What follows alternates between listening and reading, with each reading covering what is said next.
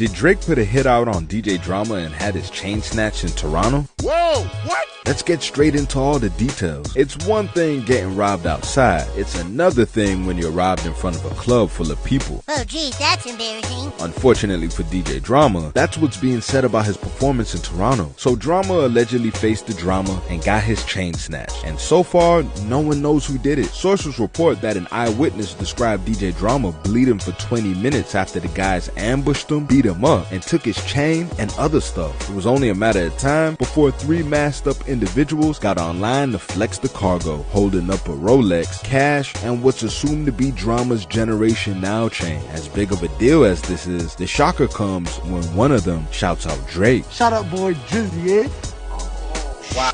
Obviously, shouting Drake out in Toronto isn't some weird thing to do. You can kind of look at him as Toronto's ambassador. Not only has he been putting on for the city musically, but almost everything he does in his career is an ode to Toronto. Based on that, I'm sure he's highly respected there. But why would robbers shout Drake out after hitting a lick on DJ Drama? Kinda sus. All it does is highlight the problems Drake and Drama had. The two had some issues back when Meek Mill and Drake were beefing. After Drake mentioned messing around with Drama's girl during his Meek Mill track Back to Back, and speaking some more about it on Diamonds Dancing, the tensions rose. Or were they up already? DJ Drama is accused of releasing Drake's reference tracks for his mixtape. If you're reading this, it's too late. Those reference tracks created a web of problems with a few people involved, including the co-writer of those reference tracks, Quentin Miller, and he got the brunt of it. He did something wrong, you did something wrong, Drake did something wrong, Meek did something wrong, and Nicki Minaj did something wrong. Absolutely. I sent Drama and Canon the Rico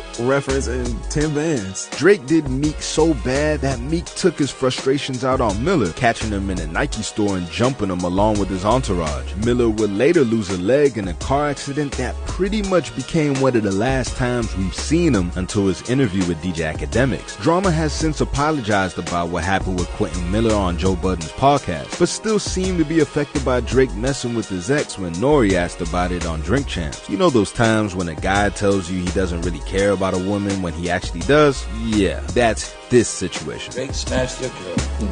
Jesus. You was kind of quiet. You didn't really want to address it. I lightly touched on it at times. We didn't hear it. I didn't come to you. We didn't see it over here. I didn't come to you.